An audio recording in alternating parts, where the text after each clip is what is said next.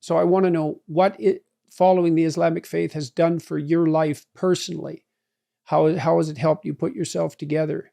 And also, I'm interested in, again, why you found the Islamic tradition preferable, let's say, to the Orthodox tradition, that you did enjoy the rituals that were part of that, at least.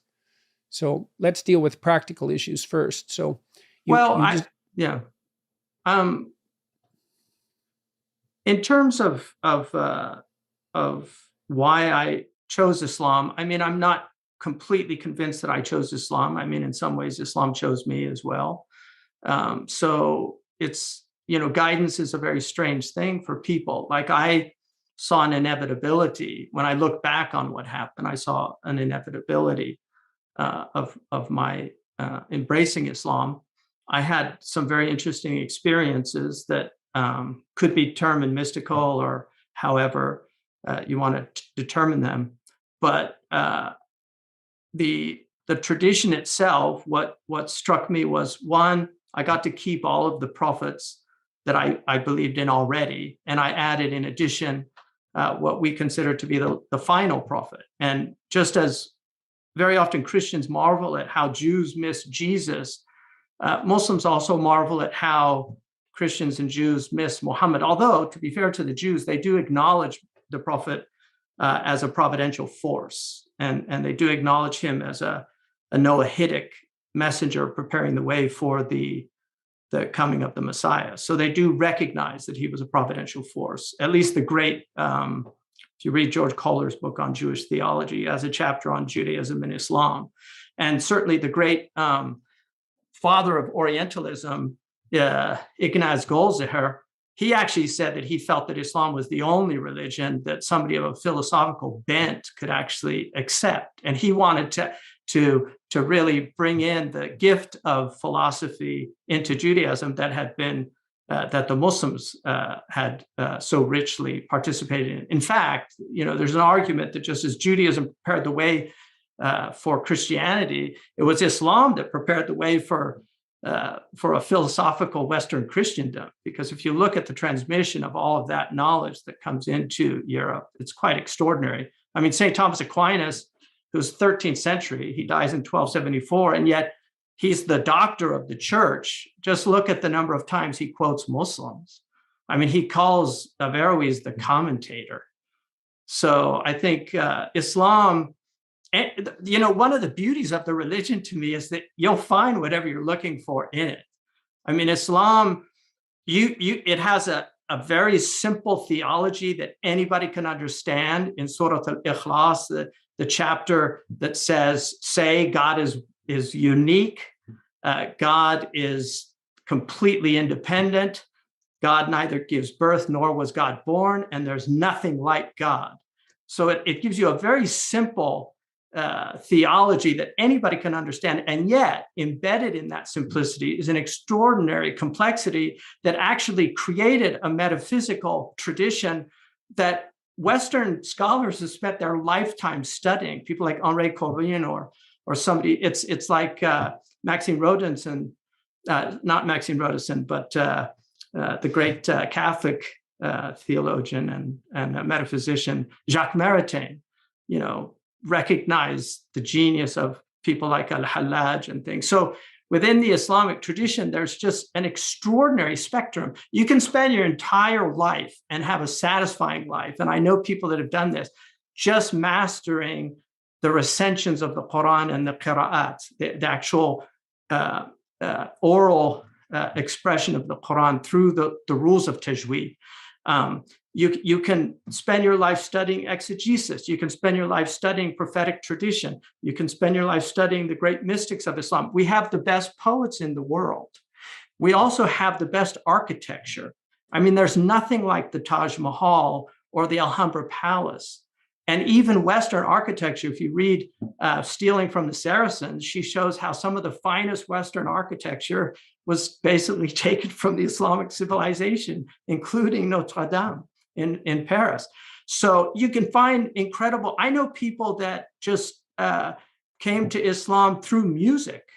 I mean, I know some really professional musicians that fell in love with Arabic music, which led them into Muslim culture, people that love just, I mean, one of the most interesting things about Islam is it is a truly universal religion in that you can go from Indonesia to California and find all of these different expressions of the same central truths of Islam with their own local colorings. So the West African Muslims are not like the Middle Eastern Muslims. The Middle Eastern Muslims are not like the Indian Muslims. And you have people like, one of the great Impressionist painters of Sweden. I think he's actually considered a national treasure in Sweden, but his paintings hang in the museum there. He became Muslim in jail for actually he shot a matador because he was raised by his father was a veterinarian, and he shot a matador because he was so horrified that they were bringing bullfighting into France. And there was such an uproar that they actually released him. But when he was in jail, he befriended an Algerian who used to recite Quran all the time. And he ended up becoming Muslim and then studying in Egypt and then going back to his native land. He died in Spain, but extraordinary individual. So you have people like that. You have people that anybody can find what they're looking for. And that is the power of the faith, I think, is that it is truly a universal faith. And I think one of the things that Western people tend to do, one, they don't recognize that it's a Western faith because it is. It's part of the Abrahamic faith. It was in Spain for centuries. It's been in Eastern Europe for centuries. And even Istanbul, which is the great capital of Islam for centuries, is half in Europe and half in the East. And that's why it really bridges these two worlds. And so there's so much, I mean, why did part of the reason why I think it makes sense for religious people, Christians, Jews, and Islamic alike to focus on their commonalities in the face of the things that are disintegrating our cultures. We could start by trying to make some peace between us if we're going to consort ourselves reasonably as religious individuals. Right. And I commend you for trying to do some bridge building because, arguably, there's been so much negativity around this faith and around its adherents that there's an almost instantaneous association with the most negative aspects of humanity with the religion. And it's quite tragic. And so just as an exercise, a kind of bracketing for a second and try to think about things, a mentor of mine and a friend of mine, Dr. Thomas Cleary, wrote a book called Zen Koans. He also translated the Quran. He's one of the brilliant translators of our lifetime. But he wrote a book called Zen Koans. And in the introduction of that book, he actually says that the purpose of a koan is to snap people out of sloppy thinking. I read that book. Yeah. But he says in there, but you don't need a koan to do that. Just ask an educated Western person what they think about Islam, and they'll start expressing all of these prejudices. And if you ask them, have you ever read the Quran? No. Do you know anything about the Prophet Muhammad? No. Other than maybe something they read in a newspaper article or in Time or Newsweek or the Atlantic Monthly, something like that. Yeah, well, it's not an easy thing to try to get a toehold in a different tradition. Especially it's when not you that don't even hard. have a toehold in your own. Yeah, it's not that hard, especially for an educated person. You're obviously a highly educated person. It's not that hard. Islam, one of the things Gibbon said is that Islam spread because it was a very easy religion to understand. So this idea that I can't understand it, I'm having a hard time. It's not that hard to understand. I mean, Islam is actually very straightforward. Okay, then give me a 5-minute summary of the core beliefs. I don't want to put you on the spot. It's not a question. No, that's not hard at all. So lay it out. That would be very helpful. So we have a famous hadith in which we're told that the angel Gabriel came in the form of a man and asked the prophet, "Tell me about faith."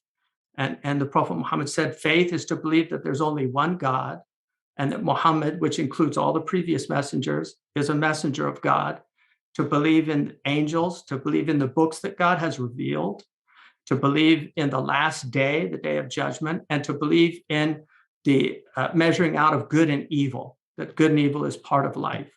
And then he said, tell me about Islam. And he said, Islam is that you make the testimony of faith, that you pray 5 times a day, that you fast Ramadan, that you pay zakat, the 2.5% of your standing wealth at the end, not your income tax, but your standing wealth at the end of a year, that's a whole year, 1/40th is given to poor people. There's 8 categories that are given in the Quran. And that you, if you're able to, you make a pilgrimage once in your lifetime to Mecca. And then he said, tell me about ihsan, which is the 3rd dimension of Islam. And he said, and this is the dimension of virtuous being, like being a person of arity, of excellence in the world. And he said, ihsan is to worship God as if you see God. And if you don't see him, at least you know that he sees you. So you have an awareness of that there is a divine presence, and you should be in a state of awareness in your behavior. I mean, one of the things about, if you're driving and everybody's speeding and then somebody sees a cop, they all suddenly slow down. I have a friend once who just zoomed past the cop when everybody slowed down, and he pulled him over. And he said, why didn't you slow down? He said, I felt like a hypocrite. So the guy, he let him go. But, that's people when they're in the presence of authority, they tend to behave well, unless they're an utter rebel. I mean, there are those people. I'm trying to figure out how to be a Jew and a Christian and a Muslim at the same time. But become Muslim. That's the best way, because the beauty of Islam is you get the Old Testament, the New Testament, and the Last Testament. I mean, that really is, for me, even the Jews acknowledge this, because Islam in many ways is a universalized Judaism. It's Judaism for the Gentiles. We have the mikvah, they do ghusl, we have ghusl. I mean, which is the ritual, the baptism, a total immersion in water ritually to purify yourself, which is done at least once a week.